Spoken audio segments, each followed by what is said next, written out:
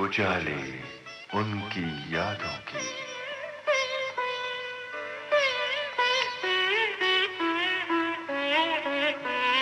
उजाले उनकी यादों की।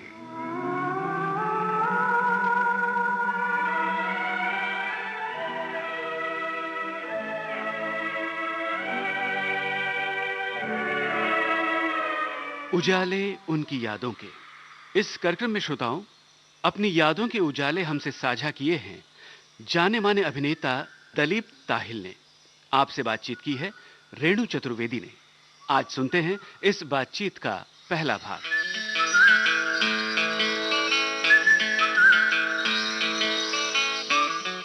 दोस्तों नमस्कार। दोस्तों ऐसा है कि कुछ ऐसे हमारे पास कलाकार आते हैं कि जिनका नाम ही उनकी पहचान होती है और उनके बहुत सारे काम या उनकी फिल्मों के बारे में और उनके नाम लेने की बहुत ज़रूरत नहीं होती है। और कुछ ऐसे ही आज हमारे पास सितारों की दुनिया में से एक सितारा हमारे सामने बैठा हुआ है विविध भारती के स्टूडियोज में, जिनको कि आपने सन 80 में एक बड़ी ख़ास फिल्म में देखा था। फिर उसके बाद लगभग 1987-88 में बहुत ही सुप्रसिद्ध धारावाहिक बुनियाद में आपने भूषण जी के नाम से देखा था और इनकी संवाद अदायगी जो थी वो बड़ी अलग तरीके की थी। उसके बारे में विस्तार से जानकारी हम हासिल करेंगे सीधे दिलीप ताहिल जी से। दिलीप जी, आपका कार्यक्रम में स्वागत है। बहुत बहुत धन्यवाद आपका।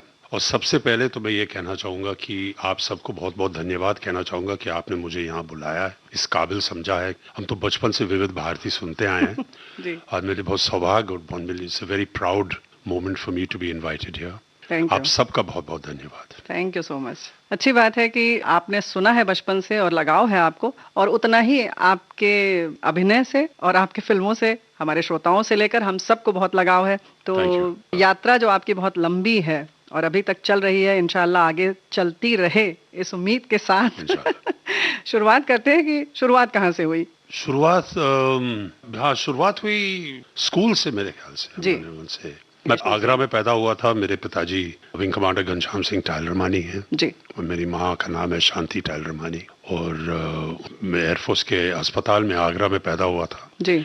तो वहाँ से जहाँ से जैसे एयरफोर्स में होता है, पोस्टिंग्स होती है, ट्रांसफर्स होते हैं, उनके साथ ही मैं गया। फिर 1962 में मुझे नैनीताल भेज दिया शर्वुड बोर्डिंग स्कूल में पढ़ने के लिए क्योंकि वो पोस्टिंग्स ऐसी जगहें होती थी जहाँ कभी कभी स्कूल्स नहीं होते। अब तो शहर सब बड़े हो गए, लेकिन उस टाइम पे जगह नहीं होती, नॉन फैमिली स्टेशंस हुआ करते थे जी। तो मेरा पढ़ाई की क्या बात, मेरी माँ भी नहीं जा सकती थी वहाँ पर, तो मुझे नैनीताल भेज दिया गया शर्वुड में। तो वहाँ मैं वहीं रहा। कभी कभी सत्र के बीच में भी स्थानांतरण हो जाता था, तबादला हो जाता था कि आपका क्लास चल रहा है तो जा भी नहीं सकते, ऐसा भी होता है? जी हाँ, वही तो प्रॉब्लम था। बिल्कुल सही कहा आपने, क्योंकि साल के कभी कभी बीच में हो जाता था तो एजुकेशन पे बहुत प्रभाव होता था।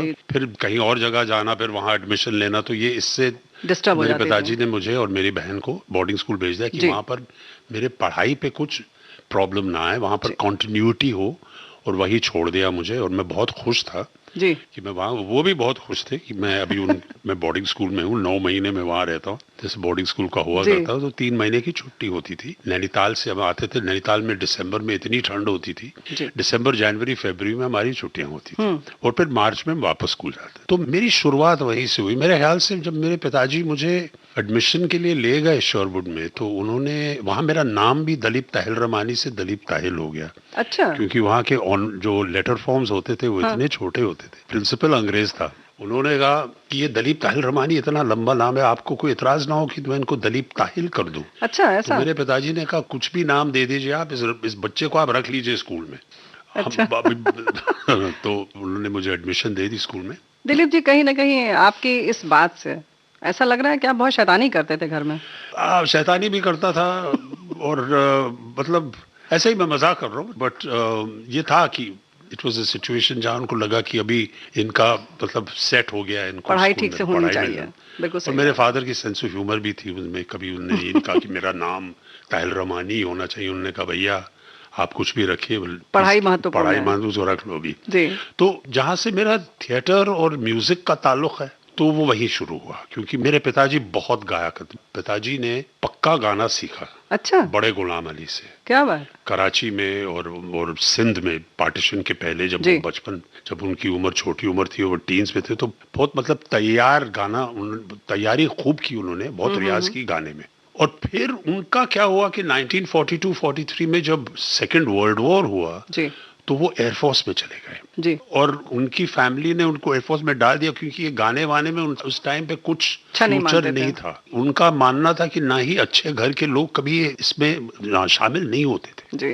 तो उन्होंने 1943 में कमीशन करके वो एयरफोर्स में आ गए, लेकिन गाना उन्होंने कभी नहीं छोड़ा, क्योंकि हमारे घर में जलंधर में मेरे पिताजी महफिल रखते थे शाम को, वीकेंड्स को जी, और खूब गाना बजाना होता था। और मुझे अभी भी याद है कि जगजीत सिंह, जो मशहूर सम्राट है वो गजल के, मेरे घर आया करते थे। ये मैं 1964-65 की बात कर रहा हूँ। अच्छा। तो मेरे घर आया करते थे जलंधर में, और सब हम बच्चे थे, हम सोच उठ के हम सुनते थे उनको, क्या बेहतरीन और खूबसूरत आवाज है। बहरहाल, तो जब मैं स्कूल में, मेरे पिताजी मेरी एडमिशन करवाए थे, मैं तो कहीं ना कहीं उन्होंने बोला होगा कि ये लड़का थोड़ा सा, इसकी आवाज ठीक है, इसको जरा टेस्ट कर लो म्यूजिक डिपार्टमेंट में।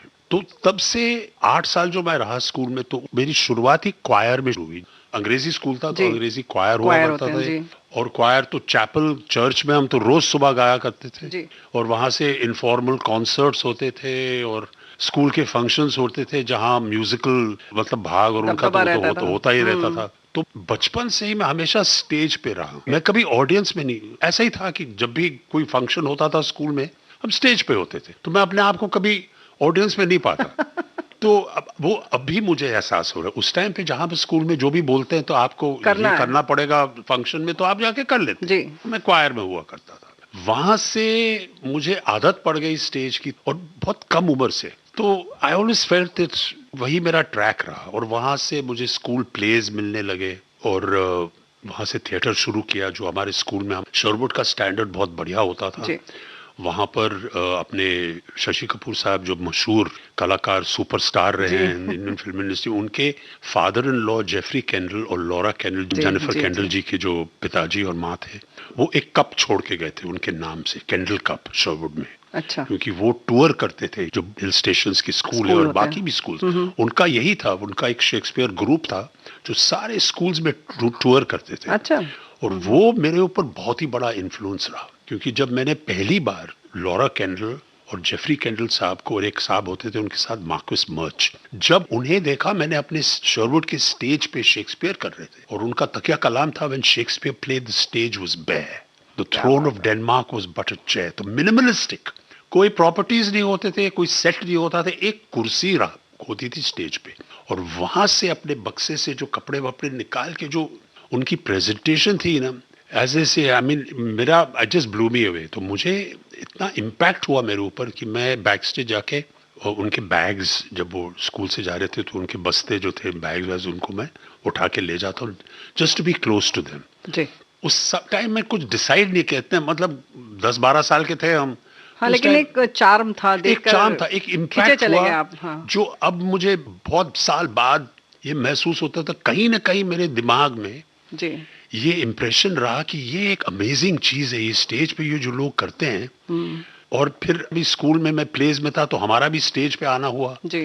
तो वहां से ये पूरा इन्फ्लुएंस कहीं ना कहीं मेरे दिमाग में, मेरे जिस्म में ये इन्फ्लुएंस रहा। तो basically along with other things in school, sports भी खेलते थे हम। यही फायदा है बोर्डिंग स्कूल का कि सब रेगुलेटेड है, हर चीज करने का मौका मिलता है आपको, क्योंकि स्कूल जब कंप्लीट करके आया, और मैं बाकी जो डे स्कॉलर्स थे, विद ऑल ड्यू रिस्पेक्ट, हमें फुटबॉल की भी ट्रेनिंग मिली, हॉकी भी खेल पाते थे हम, क्रिकेट भी खेल पाते, स्विमिंग भी करते थे, टेनिस भी करते थे, हर चीज करते थे, थिएटर भी कर रहे थे, और एक डिसिप्लिन्ड लाइफ भी जीते। हाँ, वो तो था जी। और वहीं से आदत पड़ गई सुबह उठने की, जो बहुत काम में आई है मुझे फिल्म इंडस्ट्री में जी। तो I think that was my initial influences, जो मैं उस पर ग्रिप नहीं कर सकता हूँ कि मुझे ये, बट शुरुआत जब आपने पूछा तो यही हो सकती जी। और कोई तो शुरुआत मेरी थी नहीं। तो अभी भी जब मैं सोचता हूँ इसके बारे में, तो मेरे फॉर्मेटिव इयर्स में, जैसे मैंने आपसे पहले जिक्र किया कि मैं अपने आप को भाग्यशाली मानता हूँ कि मुझे शरवुड में इस किस्म की शुरुआत हुई जी। शुरुआत हुई, बुनियाद बननी शुरू हुई। मजबूत अभी भी मालूम नहीं है कि मेरी है कि नहीं, लेकिन उसका जड़ जो था, हाँ, वहाँ नींव पड़ गई। It has to be school. अगर आपकी इजाजत हो यहाँ पर ये गीत हम लोग सुन लेते हैं। जरूर।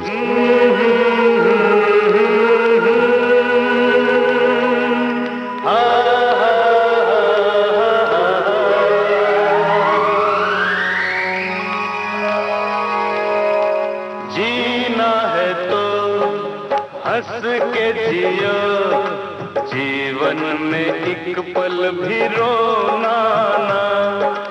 जीना है तो हंस के जियो, जीवन में एक पल भी रोना ना।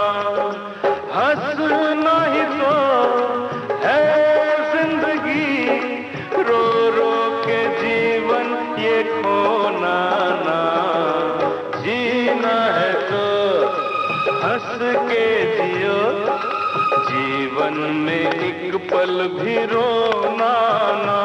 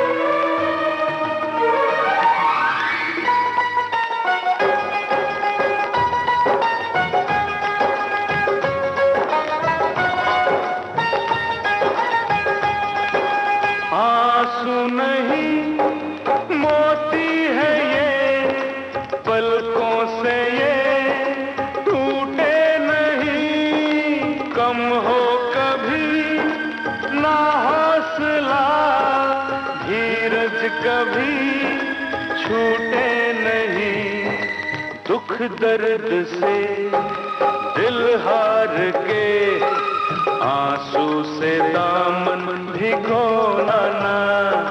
हंसना ही तो है जिंदगी, रो रो के जीवन ये खोना ना। जीना है तो हंस के जियो, जीवन में एक पल भी रोना। हंसना ही तो है जिंदगी, रो रो के जीवन ये खोना ना। जीना है तो हंस के जियो, जीवन में एक पल भी रोना ना। वहां से बॉम्बे आए हम। बॉम्बे हम इसलिए आए क्योंकि मेरे पिताजी पायलट थे जी। तो जब एयरफोर्स से रिटायर हुए तो उन्हें जुहू एयरफील्ड में वहां पर उनका ऑफिस था, उनको फ्लाइंग जॉब मिला, क्रॉप स्प्रेइंग जिसे बोलते हैं, क्रॉप डस्टिंग, वो जो हवाई जहाज से दवा डालते हैं पंजाब में। तो हम उनके साथ बॉम्बे आ गए और बांद्रा में रहना शुरू हो गया। तो आपकी क्या उम्र थी उस वक्त? मैं 14 साल का था। क्लास 10 के हॉलीडेज 14.5 ऐसा ही कुछ। स्कूल के दिनों में कौन सा नाटक किया था? हाँ, उस टाइम पे क्लास 9 में मैंने पहली बार मैं स्टेज पे आया था, मतलब फॉर्मल प्ले में, स्कूल के प्ले में। एंड पता नहीं मैंने क्या किया स्टेज पे, मुझे आज भी समझ नहीं आ रहा है क्या हुआ। कॉमेडी प्ले था, लेकिन मुझे बेस्ट एक्टर का कप दे दिया। क्या बात। तो ये एक और मतलब परिवर्तन या ऐसा कुछ हुआ मेरी जिंदगी में। मुझे हैरान हो गया कि सडनली मुझे स्कूल में लोग कहने लगे तू बेस्ट एक्टर है। अच्छा। मैंने कभी सोचा भी नहीं था कि एक्टिंग बेस्ट एक्टर होता है। कुछ भी स्टेज पे गए किया। तो नेक्स्ट ईयर में मुझे मैकबेथ का रोल दिया गया। शेक्सपियर प्ले कर रहे थे हम, क्योंकि हमारे स्कूल के सिलेबस में भी था जी। तो मुझे मैकबेथ का रोल दिया गया। मैकबेथ के बाद मैंने फिर से एक बार और बेस्ट एक्टर का कैंडल कप जीत लिया। उसके बाद तो 15 साल की उम्र, मैंने कहा यार मैं तो बस मुझसे अच्छा एक्टर कोई है ही नहीं जिंदगी में, इस दुनिया में नहीं है। मैंने मैकबेथ की है मैंने।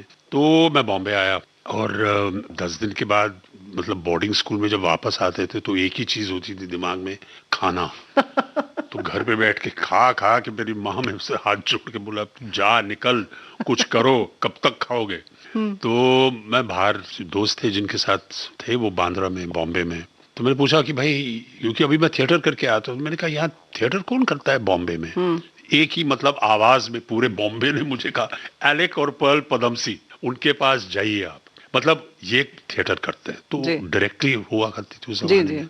तो डायरेक्टरी मैंने एलेक पदमसी साहब का नाम देखा, उसको फोन किया और उन्होंने खुद ही फोन उठाया और उनका मशहूर ड्रॉल में मुझे कहा ये सालाओ कौन है, बात की और कहा आ जाओ। और अपना फोन अपने पत्नी को दे दिया, पर्ल पदमसी, जिन्होंने मुझे कहा डार्लिंग प्लीज कम, आइए घर पे। उन्होंने मुझे ये भी बताया कि कहाँ रहते हो तुम? मैंने कहा मैं बांद्रा में रहता हूँ। तुमने कहा फॉर लिमिटेड बस लीजिए, 84 लिमिटेड बस लीजिए आप वहां से, और डायरेक्टली आपको वुड हाउस रोड कोलाबा में पहुंचा दे। वहां से मैं जुड़ गया उनके साथ। और पहली बार जब मैं गया था वहां पर तो मैकबेथ, मैंने कहा अभी ये थिएटर के लोग, पर्ल पदमसी ने मुझे बुलाया तो जाहिर है कि वो कुछ ऑडिशन करवाएंगी, थिएटर की बात करेंगी। हाँ, थिएटर की बात करेंगी। और जब मैं कहूंगा कि मैंने मैकबेथ किया है तो वो कहेंगी भैया दिखाओ क्या किया तुमने। तो पूरी वो मेन स्पीच जो है मैकबेथ का, is this a dagger that I see before me handle towards my hand, वही स्पीच था, मेन स्पीच था मैकबेथ का। तो वो मैं तैयार करके पहुंच गया और वो टेरेस फ्लैट हुआ करता था उनको। तो मैं ऊपर गया बिल्कुल रेडी होके, वहां पर्ल आई। उन्होंने कुछ नहीं कहा, एक बड़ा बैग जो झोला था उनका वो मुझे दे दिया कि ये प्लीज उठाइए आप मेरे लिए। तो झोला रखा मैंने, टर करके नीचे गए हम, टैक्सी में बैठ के क्रॉफर्ड मार्केट पहुंच गए। अच्छा। तो मैंने कहा ये क्या हुआ? टैक्सी में मैं सोच रहा था कि यार ये बहुत ही अजीब किस्म का ऑडिशन है, ये तो मतलब वो क्या रहा है, मैं क्रॉफर्ड मार्केट क्यों जा रहा हूँ? क्रॉफर्ड मार्केट जो है वो हम अपने दोस्तों को बता दें, बहुत बड़ा मार्केट है जहाँ बाजार है, जहाँ वहाँ सब चीजें बड़े थोक भाव में मिलती हैं। तो जिसको बहुत सारी चीजें खरीदनी होती हैं वो वहाँ जाता है। कपड़े से लेकर कैनवास से लेकर हर चीज मिलती है, हर तरह का सामान मिलता है। क्रॉफर्ड मार्केट तो मतलब मल्टीपर्पज मार्केट। उस जमाने में वो हमारे जो अभी हैं मॉल्स नहीं थे, तो क्रॉफर्ड मार्केट मॉल था। मैं सोच रहा था कि ये क्या हो रहा है, मैं क्यों जा रहा हूँ क्रॉफर्ड मार्केट। और वो भी मतलब वो बातें करनी जा रही थी मुझसे, डालेंगे ये वो।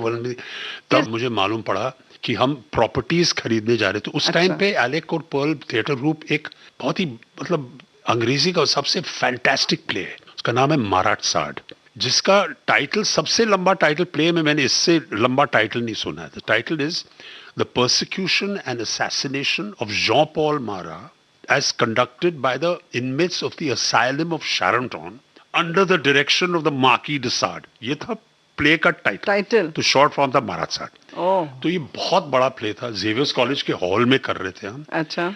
और मतलब इसमें जो इनमेट्स हैं जो पागल खाने में हैं, वो 30-40 वो थे। It's a play in a play. और स्टेज पे भी इंग्लिश थिएटर के सबसे बड़े बड़े नाम, केरसी काथरक, जर्सन डुकूना, होमी दारूवाला, एलेक पदमसी, पर्ल पदमसी, कबीर बेदी साहब का भी ये डेब्यू था उस प्ले में। क्या बात। तो ज्यादा कास्ट थे उसमें, बहुत ज्यादा मैसिव कास्ट में। तो उनके प्रॉपर्टीज, पर्ल मुझे साथ मिली, उन्हें तो ये असिस्टेंट मिल गया मुझे, इस बच्चे को कोई काम धंधा है नहीं 3 महीने के लिए, उसको ले जाओ जी। और वहां मुझे अपने एक्टिंग का पहला लेसन मिला। अच्छा। क्योंकि पर्ल अब मेरी जो गुरु हैं, वो एक दुकान के अंदर चली गई और वहां उनने अपनी एक्टिंग शुरू की। दुकानदार से कहा ये चाहिए वो चाहिए, वो अपना खरीद वो सब शुरू हो गई। और फिर कहने लगी हम तो थिएटर के हैं, हमारे पास पैसे नहीं है, आप ये कीजिए, इसको डिस्काउंट कीजिए। और दुकान में बाकी भी कस्टमर्स थे, ग्राहक थे वहां पर।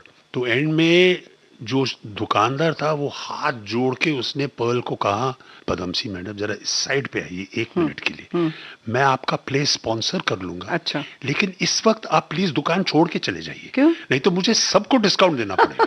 और सब जितनी भी थी वहां पर वो बहुत मतलब ध्यान से देख रही थी कि इसको कितना डिस्काउंट मिलने वाला। फिर पर्ल ने कहा ठीक है ठीक है ठीक है, निकल गई। अच्छा। और मुझे बाहर आके कहा जो फर्स्ट लेसन इन एक्टिंग, पूरा मतलब जितना ड्रामा किया उन्होंने वहां पर। मैं भी सोच रहा था, मैंने कहा ये कर क्या रही है, मुझे मतलब समझ में नहीं आ रहा था कि ये हो क्या रहा है। अच्छा, डायलॉग्स बोल रही थी। डायलॉग्स, ये वो परफॉर्मेंस, थिएटर में ये नहीं है, पैसे नहीं, हम कल्चरल करते हैं, आपको देना चाहिए, आपका अपने जो भी है। और वहां से निकल आए तो उन्होंने कहा, विंक करके मुझे बोला, this is your first lesson in acting. उसके बाद कभी मेरा ऑडिशन हुआ नहीं, कुछ नहीं हुआ, मैं जुड़ गया उनके साथ और वो प्ले की मैंने। और वो प्रॉपर्टीज बैक स्टेज भी काम किया मैंने, और स्टेज पे भी एक इनमेट का रोल मिला मुझे। और इंटरवल में मुझे सबको ट्रे में चाय पिलाने का काम मेरा था। अच्छा, तो वहां से मेरी शुरुआत हुई थिएटर ग्रुप में। बट व्हाट एन एक्सपीरियंस, मतलब मैंने सोचा कि मैंने मैकबेथ जो स्कूल में किया है इससे अच्छा कुछ हो ही नहीं सकता जी।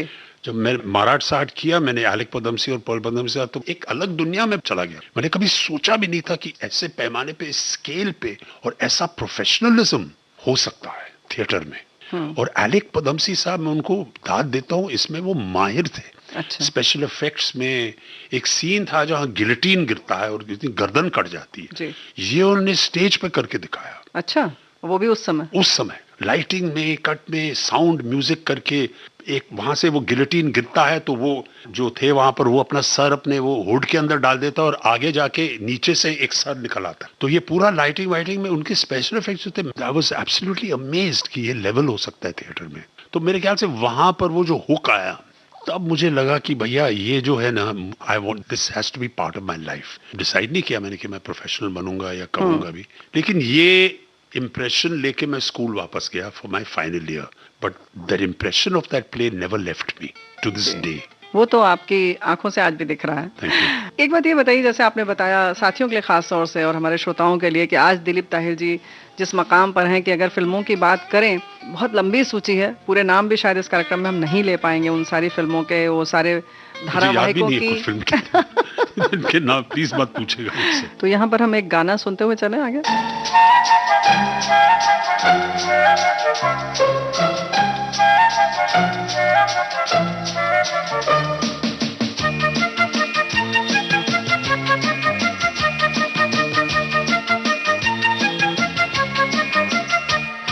छुपाना भी नहीं आता,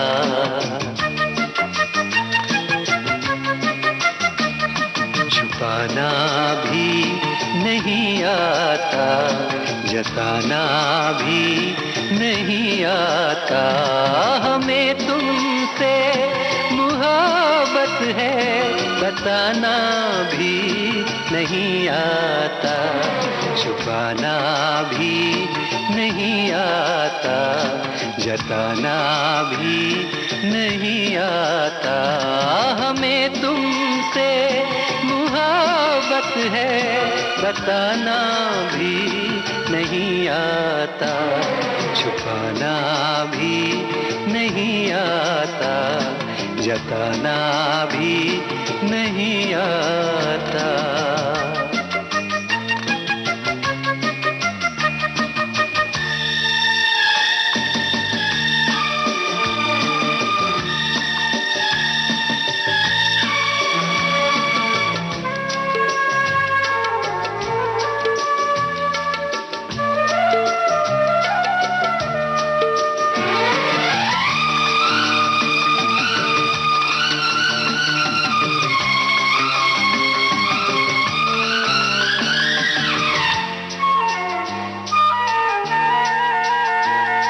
हथेली पे तुम्हारा नाम लिखते हैं, मिटाते हैं। हथेली पे तुम्हारा नाम लिखते हैं, मिटाते हैं। तुम्हीं से प्यार करते हैं, तुम्हीं से ही छुपाते हैं। तुम्ही से ही क्यों छुपाते हैं। जुबां पे बात है लेकिन सुनाना ही नहीं आता।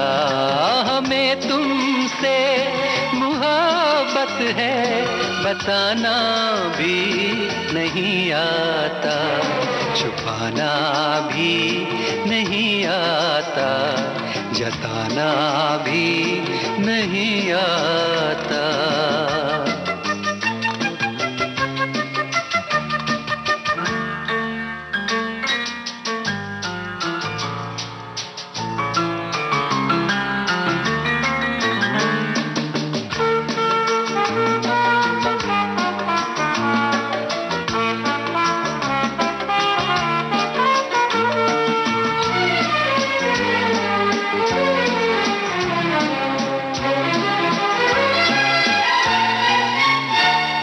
मोहब्बत कैसे करते हैं कोई तो हमको समझाए।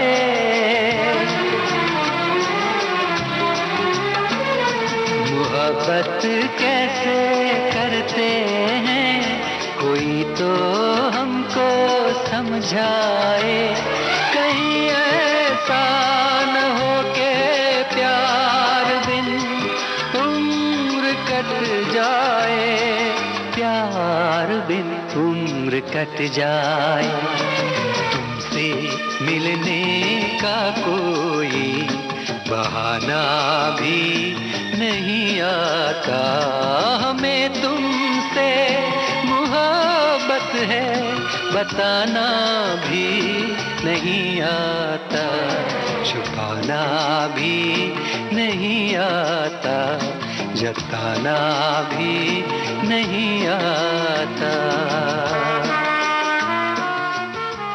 बहुत लंबा आपका अनुभव, लेकिन उस समय जैसे कि स्कूल से पढ़कर आए थे आप, घर में भी आपके सारी सुविधाएं थी, उसके बाद भी स्टेज पर उस तरह से लोगों को चाय पिलाना और वो जो आपने काम किया वो कहीं काम आता है, या आपको लगता है कि उसने सबक दिया, आपके मजबूत किया, या आपको उस समय खराब लगता था कि ये मैं क्या कर रहा हूँ? बिल्कुल नहीं, दोनों चीजों में। एक तो खराब की तो बात ही नहीं थी, जो मुझे बताया गया था कि आपका काम है लोगों को चाय पिलाना, वो करते थे, हम सब करते थे। तो मतलब 15 साल की उम्र में ये मतलब ख्याल भी नहीं था। बोर्डिंग स्कूल में भी हम सब करते थे, साथ में रहते थे, वो कल्चर ही था बोर्डिंग स्कूल में। कभी ये नहीं पूछते थे कि ये मैं क्यों करूं, ये मतलब ये मेरे लायक नहीं है। वो तो ख्याल ही नहीं आता था दिमाग में।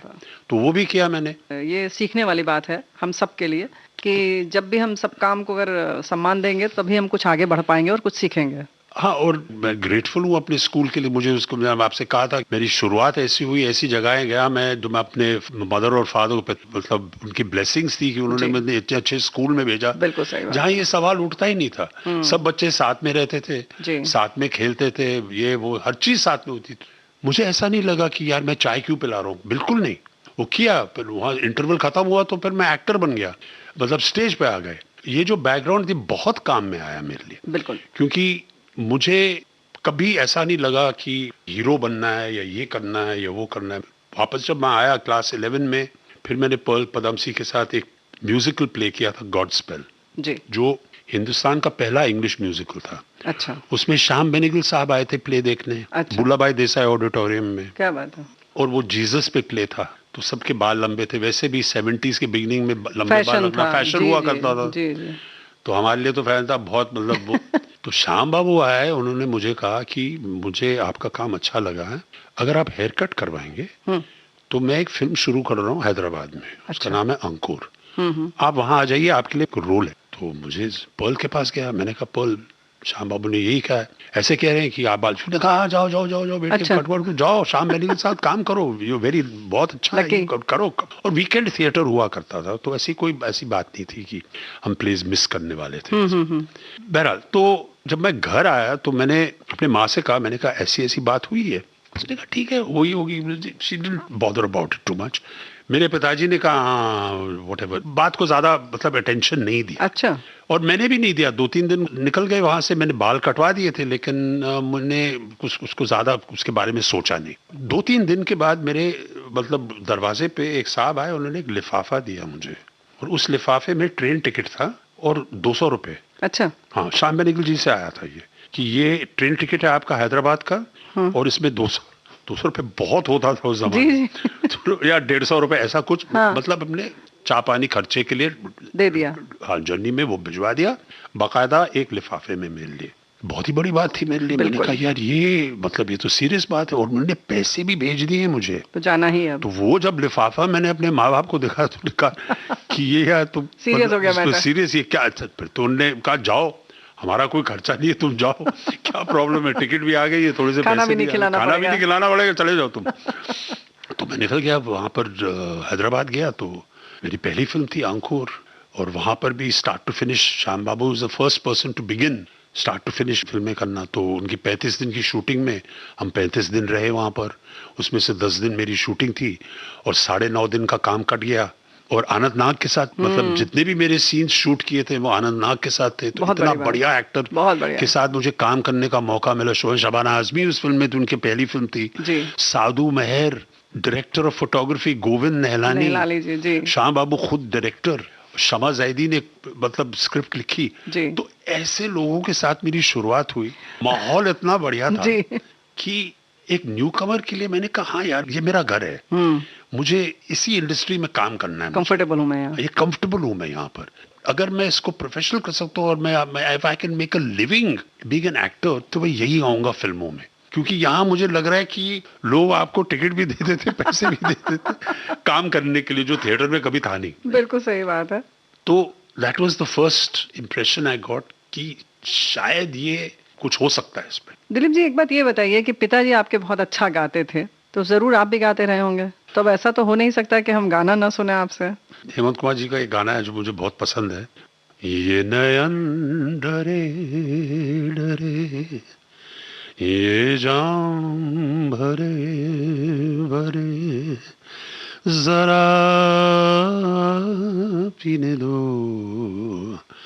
कल की किसको खबर, एक रात होके निडर मुझे जीने दो।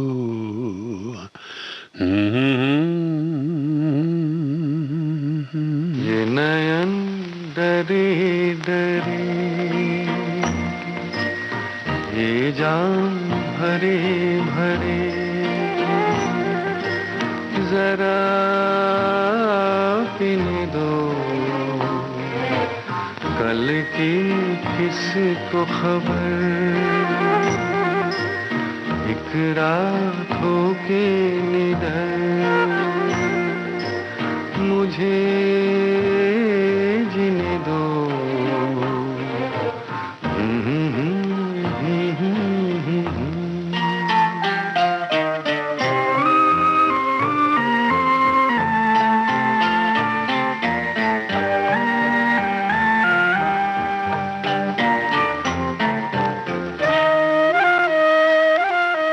रात हंसी ये चांद हंसी, तू सबसे हंसी मेरे दिल पर। रात हंसी ये चांद हंसी, तू सबसे हंसी मेरे दिल पर, और तुझसे हंसी और तुझसे हंसी तेरा प्यार, तू जाने ना ये नयन डरे डरे।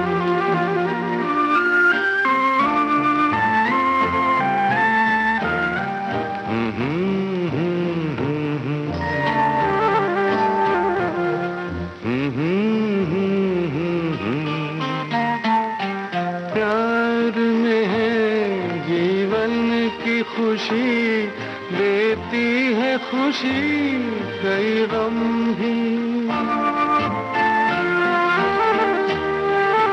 प्यार में है जीवन की खुशी देती है खुशी कई गम भी। मैं मान भी लूं, मैं मान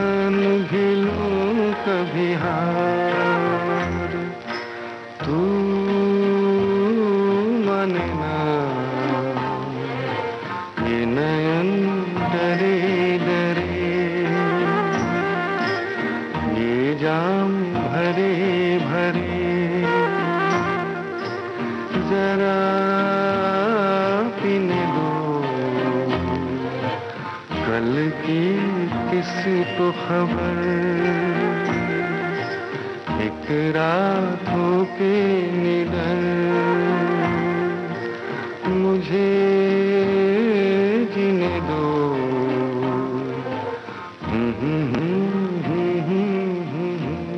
ये मेरा फेवरेट गाना है, और जब भी मुझे कुछ सरप्राइज करता है, लाइक आपने कभी किया कि गाना गाइए, तो आप बिल्कुल एकदम तैयार रहता है और आप पेश कर देते हैं, काइंड ऑफ। बहुत बहुत धन्यवाद, और बहुत उम्दा आप गाते हैं। जाहिर है कि कहीं ना कहीं पिता का भी आपके में असर होगा ही, और इसीलिए शायद आपको कभी लगता है कि इस वजह से भी आप थिएटर में आए और फिल्मों में आए। मेरा बैकग्राउंड म्यूजिकल थिएटर है, जैसे मैंने कहा गॉडस्पेल किया मैंने वहां पर एविटा किया, और फिर बहुत साल बाद 2001 में मुझे मौका मिला एंड्रू लॉयड वेबर और रहमान साहब के साथ इंग्लिश स्टेज पे बॉम्बे ड्रीम्स करने का मौका मिला मुझे।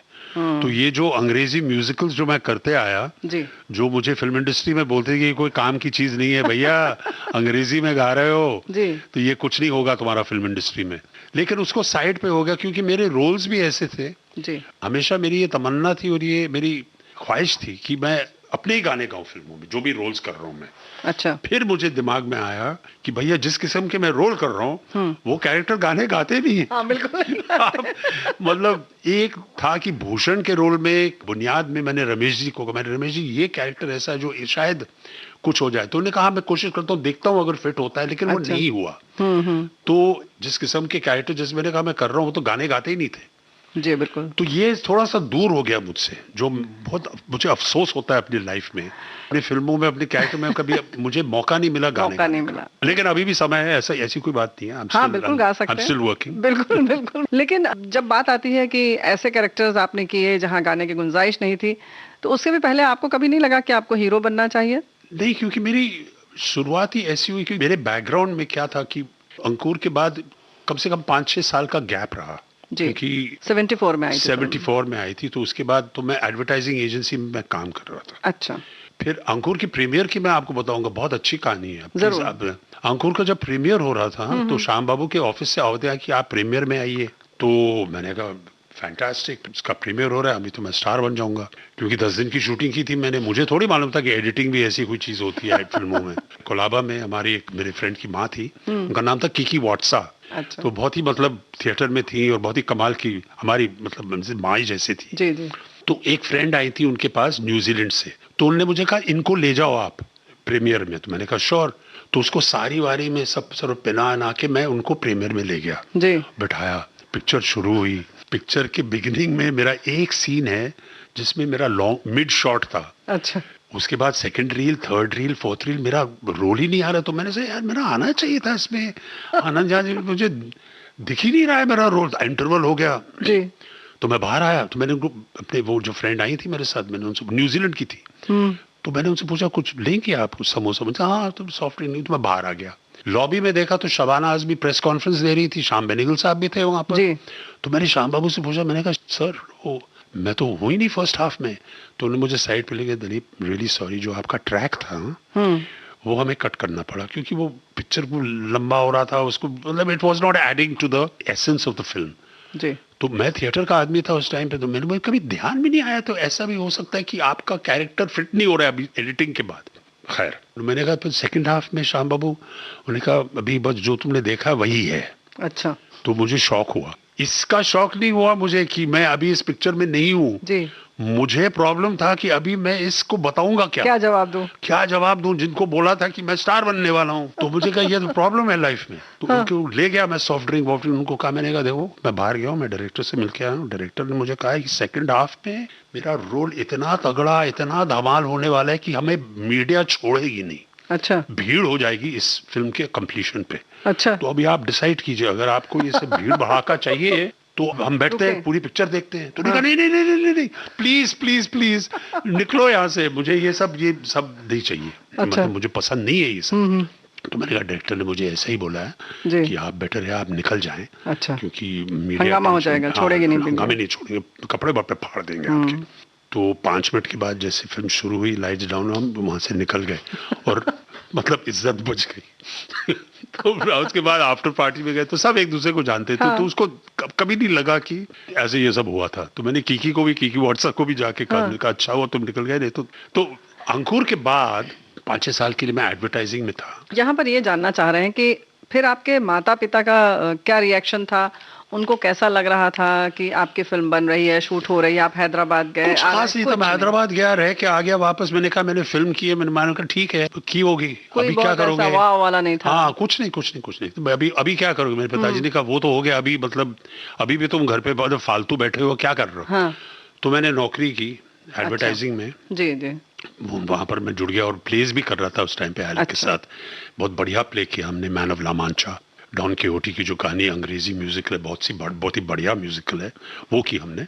उसके दौरान मैं एडवर्टाइजिंग में काम कर रहा था, तो हमारी एक फ्रेंड हुआ करती थी वहां पर जिनका नाम था सीमा सोनी, जो इस्मत चौगताई की बेटी थी। क्या बात है। उनके साथ मेरी मतलब काफी दोस्ती थी, रैपोर्ट था। हमारे ही ऑफिस में काम करती थी और अक्सर मुझे ले जाती थी और मुझे इस्मत जी से मेरी मुलाकात भी हुई इस टाइम पे। तो कुछ कह नहीं सकते थे, वो टंग टाइट, बट लेकिन उनकी पर्सनैलिटी इतनी थी कि खूब मजा आता था। I too love to go to the house. तो सीमा ने मुझे प्ले देखने के बाद बोला कि दलीप तुमको फिल्मों में काम करना चाहिए। अच्छा। तो मैंने कहा करना तो चाहता हूँ। मैंने अंकुर की बात मत कर, उसमें तू था ही नहीं, तो तुम्हें फिल्मों में काम करना चाहिए। तो मैंने कहा सीमा मैं किसी को जानता नहीं हूँ, कैसे करूँ? तो मैंने कहा ठीक है छोड़ दो, मैं करूँगा, don't leave it to me. ऐसे हो गई बात। तो 6-8 दिन या 1 महीने बाद उन्होंने मुझे इन्वाइट किया घर पे कि मैंने 10-15 लोग को बुलाया है घर पे, यू मस्ट कम। अच्छा। तो मैंने कहा ठीक है मैं आ जाऊंगा। तो ये कह के वो गई, तो मैं उनके घर गया, थे वहां पर 10-15 लोग शामिल थे वहां पर। आप किसी को जानते नहीं थे? मैं 1-2 लोगों को जानता था, लेकिन सबको नहीं जानता था, लेकिन पार्टी चल रही थी वहां पर जी। तो सीमा ने वहां पर से मुझे कहा कि आइए मैं आपको इस से मिलाती हूँ, जो मैं आपको कहा था ना फिल्मों में अभी आपसे आपका परिचय करवाती। कम इतनी। तो मुझे ले गई और उनका ऐसा ही था, उनका सीमा का, वो गए अरे आपसे मिले, आप जादू है, ये दलीप है, वो कह के निकल गई। अच्छा। खड़ा वहां पर मैं जादू को देख रहा हूँ, सामने जादू मुझे देख रहे हैं।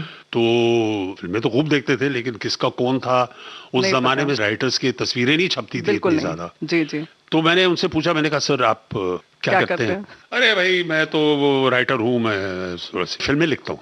तो मैंने कहा सर कौन सी फिल्में लिखी हैं आपने? तो उन्होंने कहा बस ये छोटी फिल्म, एक जंजीर, दीवार, शोले, ये भी छोटी फिल्में मैंने की हैं, शायद सुना होगा आपने इनकी फिल्मों के बारे में। तो मैंने कहा ओ गॉड, ये तो जावेद साहब हैं, ये तो सलीम जावेद के जावेद हैं। तो मैंने बहुत माफी में गुस्ताखी माफी, मैंने कहा सॉरी सर मैं आपको पहचान नहीं पाया। और मैंने सीमा को तो मैं इतना कह रहा हूँ, सीमा यार कम से कम बताया हो तो कि जावेद अख्तर से मिलवा रही हो यार। खैर तो जावेद साहब ने कहा कि सीमा कहती है तुम फिल्मों में काम करोगे तुम? तो मैंने कहा सर पैसे मिलेंगे? तो उन्होंने कहा बिल्कुल पैसे ही तो मिलते हैं फिल्मों में, इसलिए हम तो आए हैं, तो हम क्या कर रहे हैं यहाँ पर? इस किस्म का कुछ डायलॉग कहा, नॉट एग्जैक्ट वर्ड्स, मतलब पैसे मिलते हैं तो जी। तो मैंने कहा हाँ सर मैं करूंगा, थैंक यू वेरी मच, और आई एम वेरी सॉरी कि मैंने आपको पहचाना। कोई बात नहीं, मैं तो कुछ नहीं पहचानता है। उन्होंने कहा मैं एक छोटी फिल्म कर रहा हूँ, उसका नाम है शान, शायद आपने रमेश सिप्पी साहब का नाम सुना होगा। अच्छा। तो मैंने कहा भैया अभी बस खिंचाई हो गई है सर, मैं माफ कीजिए मुझे। मैंने कहा तुम अंग्रेजी थिएटर के हो, तुम मतलब एडवर्टाइजिंग में रहते हो, शोले तो सुना नहीं था तुमने? ऑफ कोर्स शोले 10 बार देख चुका था मैं जी। लेकिन सर रमेश सिप्पी बना रहे, उसमें अमिताभ बच्चन है, ऐसे कलाकार हैं, तो अगर आप चाहते तो उसमें आप काम कर सकते हैं, मैं बोल दूंगा वहां पर।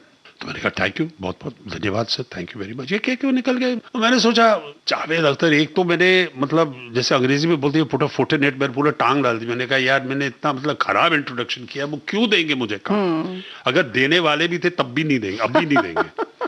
मैं भूल गया, अपने काम में था। तो एक दिन मुझे घर पे फोन आया जी, और लाइन पे एक साहब थे जो ऑब्वियसली वो पान खा रहे थे, तो उनका टोन ये था, बोल रहा हूँ। तो मैंने कहा कौन हो तुम, या क्या मजाक है, कौन सा बोल रहे हैं आप जी? कह के मैंने फोन रख दिया नीचे। अच्छा। क्योंकि कुछ समझ में नहीं आ रहा था, इतना सुना मैंने सोचा कोई मजाक कर रहा है जी, तो रख दिया फोन मैंने। 5 मिनट के बाद फोन आया, अभी मेरे ख्याल से उन्हें पान वान थूक के आया, तो एक्सक्यूज मी मेरा नाम राजन है, मैं सिप्पी फिल्म्स में काम करता हूँ और रमेश जी ने आपको बुलाया है। अच्छा। तो उनका दफ्तर भी बगल में होता था, हम बांद्रा में थे, उनका खार में उनका दफ्तर हुआ करता था। तो मैंने कहा भैया आप सीधे का नहीं जेन्युइन है, जावेद साहब ने आपका रेफरेंस दिया है। तब वो सारा टमरस है कि जावेद साहब ने वाकई यार मेरा नंबर दे दिया उनको जी। तो राजन साहब ने मुझे बताया, मैं गया वहां पर, नेक्स्ट थिंग आई नो मैं रमेश सिप्पी साहब के सामने बैठा हूँ। क्या बात है। और रमेश सिप्पी साहब जिन्होंने इतनी बढ़िया बड़ी बड़ी फिल्में बनाई, वो मुझे पूरा नरेशन दे रहे हैं। ये नहीं कि मैं पिक्चर बना रहा हूँ तुम करो, कुछ नहीं। ऐसे आदमी जो बैठ के इतने बड़े डायरेक्टर मुझे न्यू कमर को पूरा सब्जेक्ट सुनाया, ऐसी वैसी फिल्म बना रहा हूँ मैं। हालांकि टू एन एक्सटेंट, ये नहीं कि मतलब डिटेल्स कहानी की नहीं बताई, फिर भी इतना समय दिया आपको। फिर भी समय दिया मुझे, बहुत बड़ी बात। कम से कम आधा घंटा उनको पूरा डिस्क्राइब कर रहे थे मैं किस किस्म की फिल्म बना रहा हूँ। और उसमें ये ग्रुप है जो शाकाल का है, उनके सपोर्ट में मुझे स्ट्रॉन्ग एक्टर्स, राइट हैंड है फॉर जितने भी हैंड्स हैं जी जी, लेकिन मुझे तगड़े एक्टर्स चाहिए जी। और जावेद साहब ने कहा कि आप प्लीज करते, तो आप, और फिर भी रमेश जी ने मुझसे पूछा कि तुम करोगे? अच्छा, हाँ, क्या बात है, मतलब सम्मान क्या के बात साथ। है, ये नहीं कि तुम कर रहे हो, करो तुम करोगे तुम, क्या लगता है? तो मैंने कहा सर मैं सोचता हूँ अगर करना है। तुमने कहा सोच लिया मैंने, मैं करूंगा नहीं, मैं मजाक कर रहा हूँ, कुछ नहीं बोला मैंने, फौरन बोल दिया जी सर मैं करूंगा। फिर मैं बाहर आया तो सारे जो ऑफिस में थे सब मुझे मुबारकबाद दे रहे थे, अरे सर आपसे फिल्म में आ गए, आप शान कर रहे हैं, सबसे बड़ी पिक्चर है, मुबारक हो मुबारक हो। तो जब मैं बाहर आया तो मैंने एक जॉर्जी थे वहां पर, राजन भी मिले वहां, जॉर्जी से मैंने बात की, राजन जी जिनका फोन आया था मैंने पहले तो उन्होंने आके मुझे मुबारकबाद दी कि अरे साहब बहुत बधाई हो आपको, थैंक यू। फिर मैं जॉर्जी एक साहब थे वहां, मुझसे पूछा, मैंने कहा सर रमेश जी ने पूरी पिक्चर तो मुझे समझा दी है लेकिन मेरा स्क्रिप्ट कहाँ है जी, मतलब मेरे कैरेक्टर के डायलॉग वायलॉग वो क्या होगा? तो उनके शक्ल से ही मुझे मालूम पड़ गया कि मैंने बहुत गलत सवाल किया है। तो उन्होंने मुझे देखा और कहा कि आपका डायलॉग कैरेक्टर स्क्रिप्ट चाहिए आपको।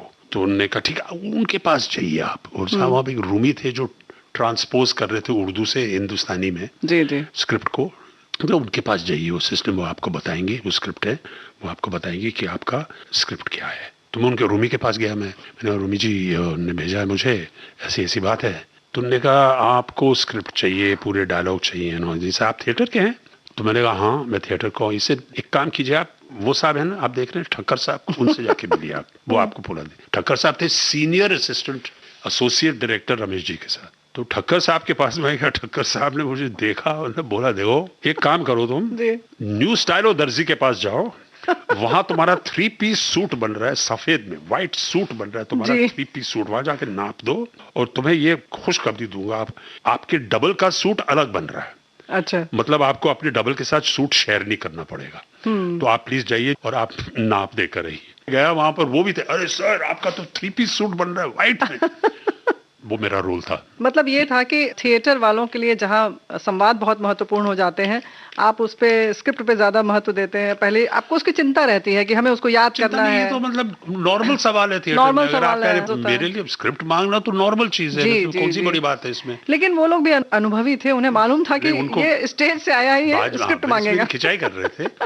एंड में मुझे सब कुछ मिला, सारे डायलॉग स्क्रिप्ट वेब सब कुछ दिया उन्होंने मुझे, मेरे कैरेक्टर का कब है क्या, फुल वार्निंग, बहुत ही प्रोफेशनल कंपनी। अच्छा, फिर से मैं यही बात पाऊँ कि इतने अच्छे लोगों के साथ काम करें। अब मेरी शुरुआत कमर्शियल फिल्म्स में, जो अब जैसे कमर्शियल मेन स्ट्रीम फिल्म्स बोलते हैं, वो रमेश सिप्पी साहब के साथ तो मतलब सीन्स मेरे बच्चन साहब के साथ हुए शुरुआत में, शशि कपूर साहब के साथ उनके साथ, और सीन्स तो अलग है लेकिन सेट पे उनके साथ बैठना, बात करना, आना जाना, उनका तरीका, तौर तरीका, उनका डिसिप्लिन, क्या टाइम पे आना, कैसे काम करते हैं लोग, इसका जो इन्फ्लुएंस हुआ मुझे शान में, वो आज तक उसके स्ट्रेंथ पे, उसके बलबूते पे मैं काम कर रहा हूँ, क्योंकि वो मेरे दिमाग में बैठ गया। इसे बोलते हैं प्रोफेशनल फिल्म मेकिंग, जो हमारे पास है फिल्म इंडस्ट्री में। जी हाँ, थोड़ी आदतें वहाँ खराब भी होगी क्योंकि बहुत बड़ा प्रोडक्शन था, और जिस तरीके से वो मतलब आर्टिस्ट को ट्रीट करते थे, जिस तरीके से लोगों की रिस्पेक्ट करते थे कंपनी में, सिर्फ रमेश सिप्पी नहीं, उनके कंपनी में भी यही, मतलब ये अदा और ये मतलब ये जो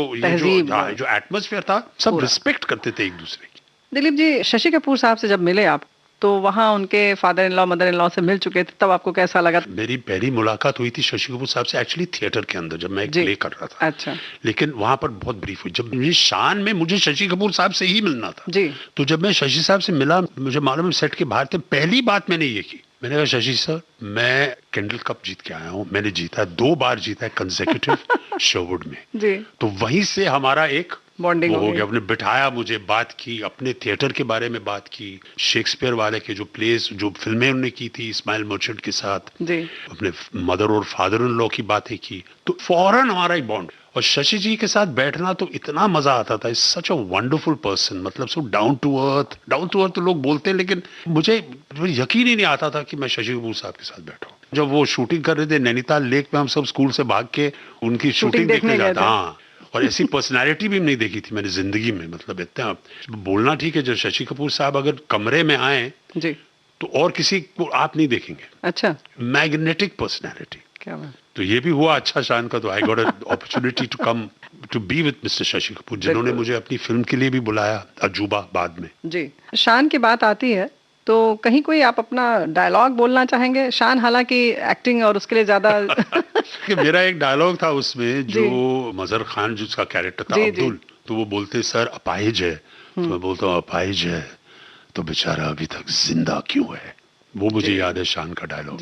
तो मजहर मेरा दोस्त था बेचारे, कि उसको मैं मरवाते हैं हम उसको फिल्म में। जी, मजहर जी की बात चली तो मजहर खान, आप, सुधीर पांडे जी थे उसमें, सुधीर बघू थे उसमें, मैकमोहन थे जी, मैकमोहन के बहुत बड़े फैन थे, उनके शोले कर चुके थे वो जी, तो हमारे सीनियर बैडमैन थे जी बहुत बढ़िया आदमी है मैकमोहन। मतलब मैं कह रहा हूँ दुनिया में इतना बढ़िया आदमी शायद ही आपको कभी मिलेगा। McMahon was a wonderful person, wonderful person. और वो जो उनकी अदायगी थी कुलभूषण खरबंदा जी की, हाँ, वो बहुत लहीम शहीम पर्सनालिटी नहीं थी, लेकिन जिस ढंग से प्रोजेक्ट किया गया उसमें आप प्रभावित तो हुए ही होंगे। हाँ, कुलभूषण तो उसके बाद तो जब शान की शूटिंग हो रही थी तो कुलभूषण के साथ काफी समय मतलब बिताया हमने साथ में। उनके घर भी जाया करते थे हम शाम को, और उनके लिए भी बहुत, मतलब खुद ही बोलते थे कि यार ये he was a fantastic actor. तो उन्होंने पूरा संभाल लिया। और जब कुलभूषण के कपड़े आया करते थे तो पहली बार हम देख रहे थे कि प्लास्टिक में कवर करके, और मतलब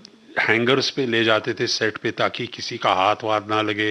जब उसके कपड़े गुजर रहे थे वहां से निकाल रहे थे तो आप सांस भी मत लीजिए, हट जाइए आप सब कुलभूषण जी के कपड़े आ रहे। मैं मजाक कर रहा हूँ, लेकिन इतना केयर, मेटिकुलसनेस, डिटेल, ये सब मैं इसका जिक्र कर रहा हूँ। जी जी, कैरेक्टर के कपड़े हैं, उनके कॉस्ट्यूम्स है, उस किस्म से आप कैसे ट्रीट करते हैं, तभी वो पूरा ग्रेस आता है ना। कपड़े ऐसे आते हैं आपके, कॉस्ट्यूम ऐसे आती है हैंगर पे, और साफ सुथरा बूट्स तो लगता है आपको कि मैं कोई हूँ। और चार्ली चैपलिन ने भी ये कहा था कि उसका पूरा ट्रैम्प का कैरेक्टर कॉस्ट्यूम से बनाया उसने। उसको कॉस्ट्यूम डिपार्टमेंट के अंदर वो अमेरिका से यूनिवर्सल था नहीं, जो भी स्टूडियो में था इस टाइम पे, वो कॉस्ट्यूम डिपार्टमेंट में गए, वो जूते मिले उन्हें, वो टोपी मिली, वो कोट, वो छड़ी, वहीं से तो ट्रैम्प का पूरा पर्सोना बना। वो कॉस्ट्यूम पहन के उसको अपना फिर मूंछ लगाई उसने, और वहीं से उसको कैरेक्टर दिखा, ये मेरा कैरेक्टर द ट्रैम्प, जो अभी इतना मशहूर है चार्ली चैपलिन का। अकेले गए वो कॉस्ट्यूम डिपार्टमेंट में, थोड़ा यहाँ से निकाला, थोड़ा यहाँ से निकाला, और जब वो सब पहना उन्होंने तो चार्ली चैपलिन का ट्रैम्प क्रिएट हुआ। तो कॉस्ट्यूम बहुत महत्व है, बहुत महत्वपूर्ण है। तो यहाँ शान का एक गाना सुनते हुए चले, कौन सा गाना सुना जाए? मुझे शान का गाना तो यम्मा यम्मा। क्या बात है, यम्मा यम्मा।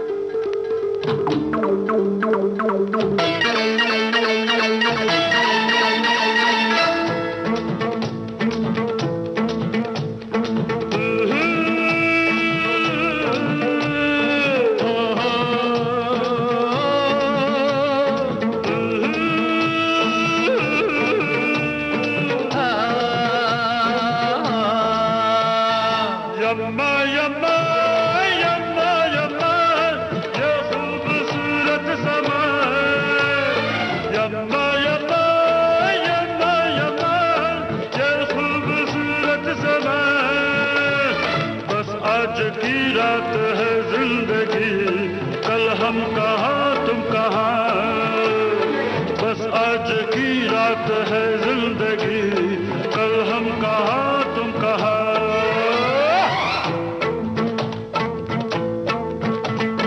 यम्मा यम्मा यम्मा यम्मा ये खूबसूरत समा, यम्मा यम्मा यम्मा यम्मा ये खूबसूरत समा, बस आज की रात है जिंदगी, कल हम कहाँ तुम कहाँ, बस आज की रात है जिंदगी, कल हम कहाँ तुम कहाँ।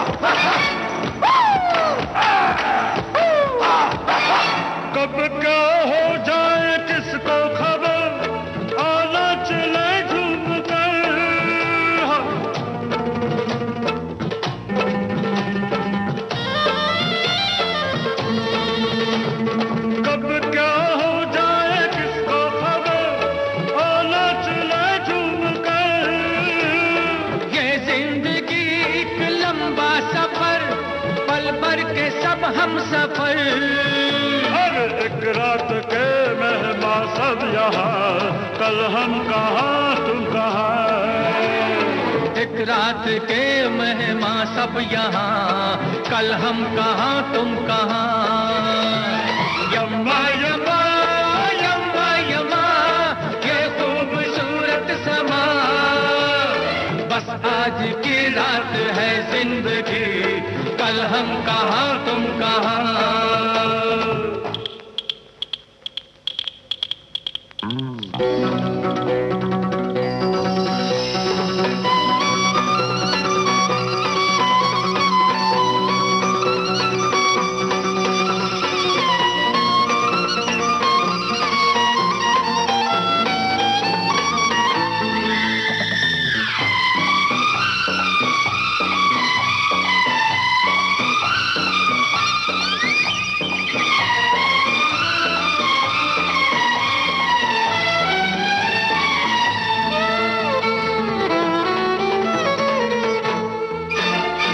हंसते हुए ऐसी शान से दीवाने जल जाएंगे,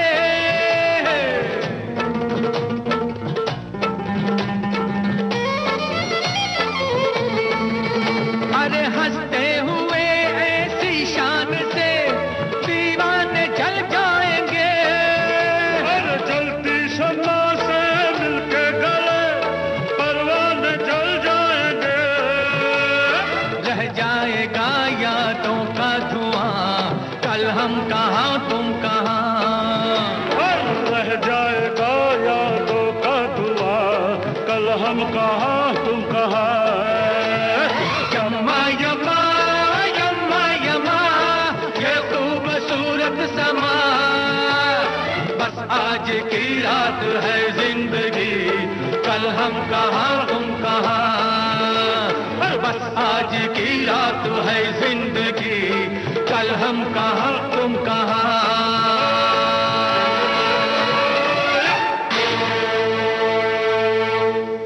अभिनेता दलीप ताहिल से रेणु चतुर्वेदी की बातचीत का पहला भाग आप सुन रहे थे। रिकॉर्डिंग इंजीनियर विनायक तडवड़कर, प्रस्तुति सहायक आकांक्षा सिंह, प्रस्तुतकर्ता जुबैर खान। उजाले उनकी यादों की,